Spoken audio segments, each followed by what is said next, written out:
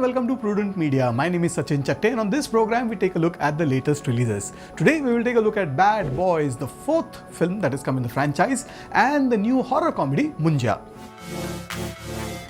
Inspired by folklore tales, Munjya has a fascinating premise, but it is all washed down with some very ordinary storytelling. The film is unsure whether it belongs to the comedy or horror genre and effectively fails on both counts. Horror is a genre in Indian cinema that could do with some quality stories. Haunted houses and lingering souls have been done to death, and even when they are set in rural areas, they are still told in a stereotypical manner.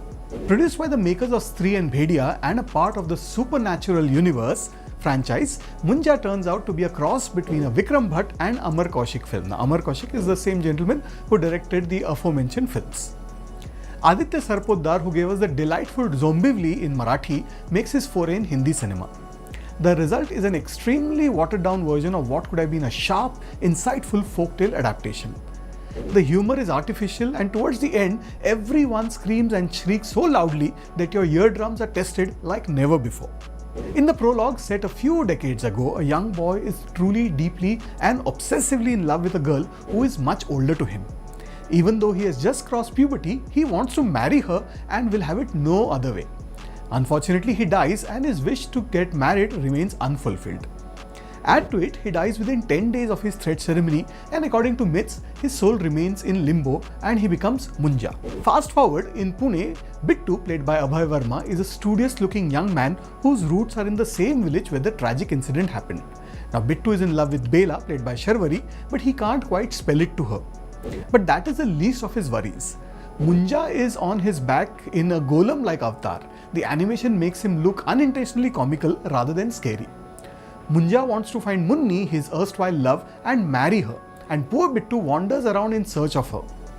Giving him company is his Sardar friend Diljit, played by Taran Singh, an aspiring filmmaker who has given himself the moniker Spielberg. Now he tries to assist him in his quest to find Munni. They all go to the village with the grandmother, played by Suhas Joshi, when another tragedy strikes. The film is a khichdi of sorts without much depth. There is also a healer, played by S. Satyaraj, who comes in the picture. He admits he is a fraud, but he is also an expert and has a good track record when it comes to dealing with Munjyas. The scary element are mostly in the form of jump scares and loud sounds. Bittu is terrorized by Munjya, but on screen he just appears to be a pain in the posterior. Mona Singh plays Bittu's mom, and her role is to play the tough Punjabi woman. One of the weak links is Munjya himself in the animated version. Now, had he been played by an actor, it would have been far more effective. At the end of it all, this film ties with Stree and Bhediya in the post-credits. But you couldn't care much about that. After all, these franchises work more on commercial rather than creative considerations. In case of Munjya, it takes the easy way out. I'm going to go with 2 out of 5 stars for this horror comedy, Munjya. And now let's take a look at the new Bad Boys film. Will Smith and Martin Lawrence first teamed up for Bad Boys almost 30 years ago in 1995. That film was just about okay. It thrived on chemistry between the two buddy cops, and a certain novelty to the story was also there. The studio has been trying to milk the success of that film with 3 more sequels: Bad Boys 2, which came in 2003, Bad Boys for Life, which came in 2020, and now we have Bad Boys Ride or Die. It is clearly a desperate and lame attempt to revive the cop saga, and virtually every department seems to have phoned in their part, whether it is writing, direction, and certainly the acting.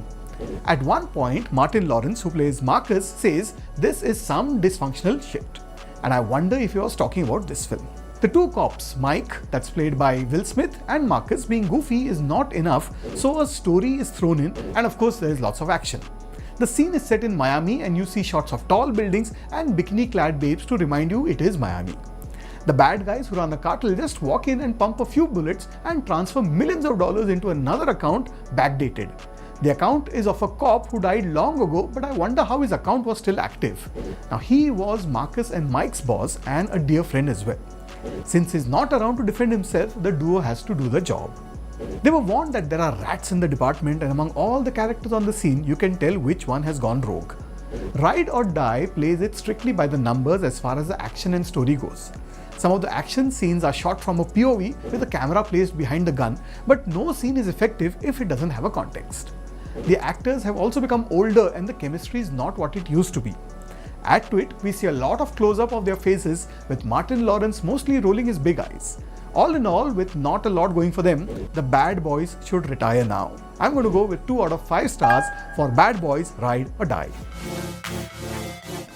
Well, that's what I thought of the films that were released this week. Do let us know what you think, and I'll be back with you next week with more movie reviews. Till then, it's goodbye from me.